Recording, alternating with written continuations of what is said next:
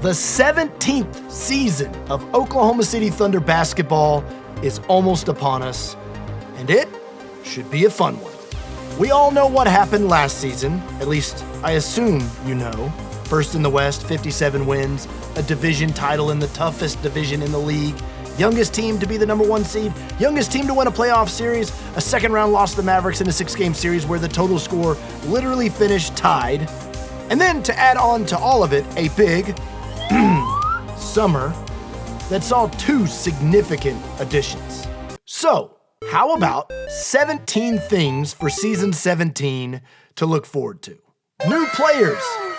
The Thunder traded for Alex Caruso, a 2-time All-Defense team member, and signed Isaiah Hartenstein, a 7-footer known for his rebounding, screening, defending, passing, and general just winning abilities. It might seem like the Thunder added major veteran pieces, and while Caruso and Hartenstein have quality NBA experience, they also are still only 30 and 26 years old respectively, which means the Thunder actually got younger this season and collectively still have one of the youngest rosters in the entire NBA. Because they also added 3 rookies to the mix. Nikola Topic with the 12th pick, who won't play this season as he rehabs a knee injury. Dylan Jones with the 26th pick, a do-it-all player known for his toughness and competitive nature. And AJ Mitchell with the 38th pick, a smooth lefty guard from UC Santa Barbara. All 3 rookies stack onto the things the Thunder already have: skill, versatility, well-rounded ability, all combined with good size. They just happen to mysteriously fit us all perfectly. So I want to point out something Chet said at Media Day. I definitely had to work on my shot. You know, I shot 37% last year on 4-something attempts, which a lot of people might look at and be like, if you could get to that at any point in your career, that'd be really good. But, you know, for me, I feel like in order to expand the variety of shots that I can take and be effective with and help our team with, you know, I had to improve my shot, and I'm continuing to work on my shot, and I think I always will. You know, if you're never willing to change your shot, you're limiting the ceiling of what it can be, because wherever you're at is where you'll be stuck if you're not willing to make changes in seek of improvement. And you know, sometimes you have to go backwards to go forwards, and you know, I think that'll happen throughout my career, but at the end of the day, the end goal is to be able to make more types of shots and do it at an effective rate where it helps us win. And, you know, that was the goal this offseason. Not only that, but figuring out different ways to get to my shots, talking about shot variety, and, you know, being more of a weapon for our team. 1, this is a great look into the mindset of Chet. His relentless driven nature, absolutely starving for improvement. But he also recognized that as last season went along and the games piled up, his perimeter jumper flattened a bit and was a little more inconsistent. It's been a major focus for him this offseason to work on lethal shooting, and he's hammered it home with a bunch of drills specifically geared to add better arc to his shooting form. Shooting is one of the greatest variance statistics in basketball, but it is something Chet is focused on narrowing to be as consistent as possible. Very on brand for Chet. Another thing on Chet.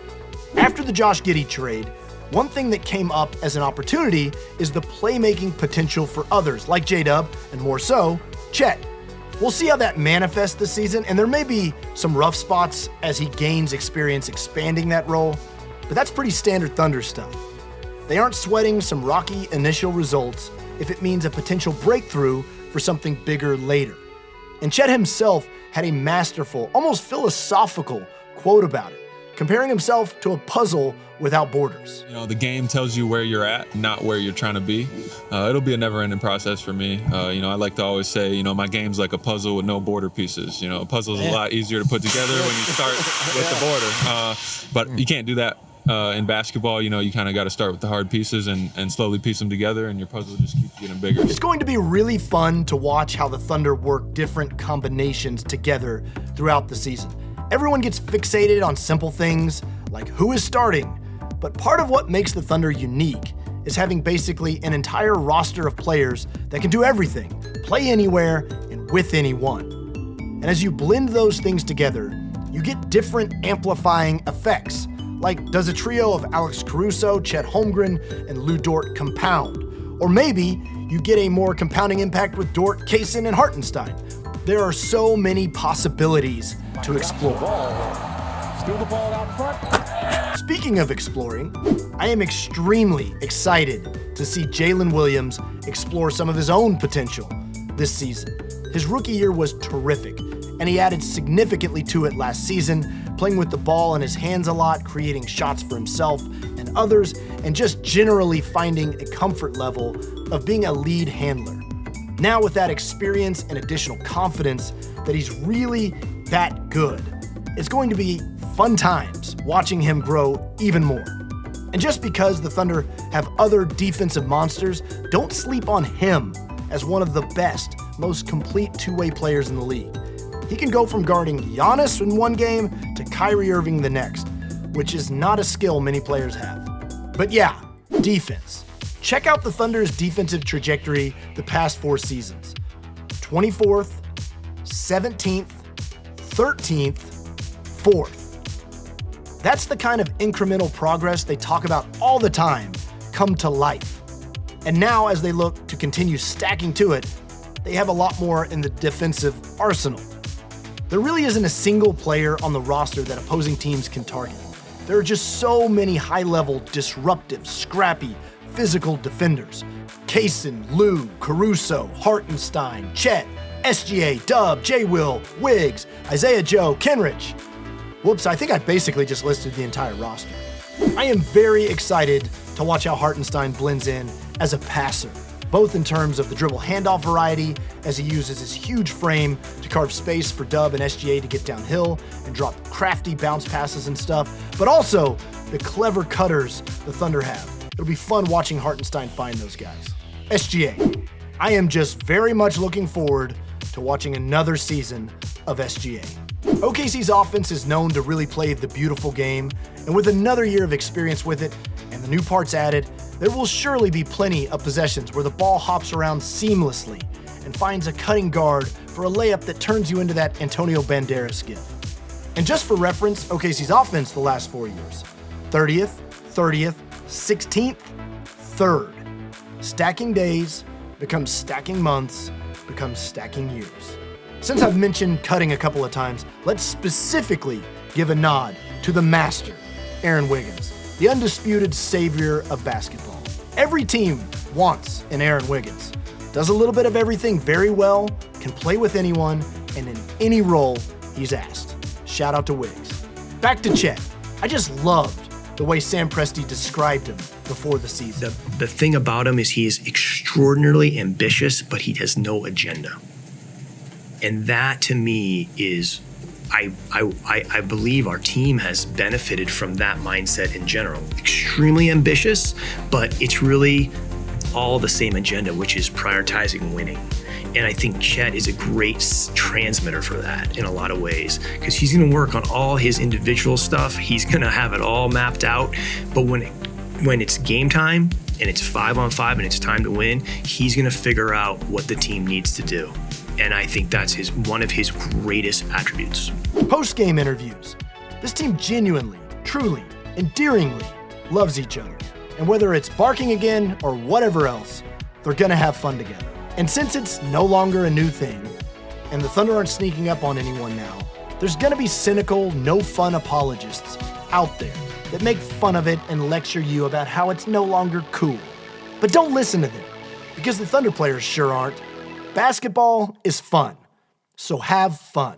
The West. Okay, so maybe this one isn't as fun, but it will be something that's interesting all season long.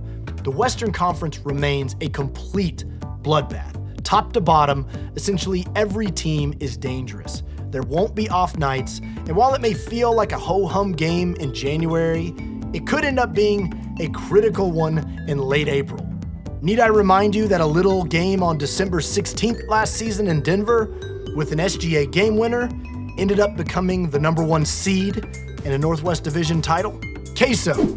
I think it gets a little overlooked what an impressive, impactful rookie season Cason Wallace had. He played all 82 games and every playoff game, becoming a key rotation piece on a very good team. He started out mainly in a classic 3-and-D role, but as the season went, he expanded his game, handled the ball more in pick and roll, and went from spotting up to being the creator. Basically, he went to Thunder School and his freshman year was pretty successful. And with a year under his belt and his own mental book on players, having some notes now written in it, I'm looking forward to Wallace's sophomore year. I thought this was an interesting thought Presti had about the team as a whole, that it's a roster built to scale. I've always felt and still feel that a lot of that has to do with just our play style. I think it's built to scale. I think it's really good for that. A lot of those things come back to less patterns, more rhythm. We've talked about that in the past. I think when the team is in sync and the team is on time, we're much harder to play against, like any team. But that takes a lot of work and great intention and great patience to try to capture that because it's really elusive. But when the team is in rhythm and we're playing instinctively, it makes us a much harder team to guard. So a lot of people are already talking about expectations and making their predictions about the Thunder's season. This is just how it goes, and if anything, a flattering element of people recognizing the impressive, kind of unprecedented rise of this still very young team. But as Presti has said, the Thunder aren't concerning themselves with the opinions of those on the outside and don't think in terms of what's expected, but of what's possible. And lastly, year 17 for Thunder basketball, a new chapter with blank pages to write the next story to add to the catalog of 16 years before. Every season has its moments, its challenges, its achievements, its adversity. It's gonna feel like the sky is falling at least once or twice, and it's also gonna feel like we championship another time. It's all in the nature of an NBA season, and it's all part of the 82-game journey. Let's basketball again.